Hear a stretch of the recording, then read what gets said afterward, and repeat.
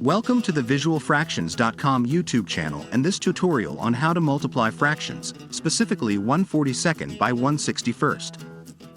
In this case, one fraction has a numerator of 1 and a denominator of 42, while the other has a numerator of 1 and a denominator of 61. To multiply fractions, you simply multiply the numerators together and then the denominators together. Multiply 1 by 1, which gives us 1, and then multiply 42 by 61, which gives us 2562. So, 1/42 multiplied by 1/61 equals 1/2562. That's our final answer. It's important to note that 1/2562 is already in its simplest form. And there you have it.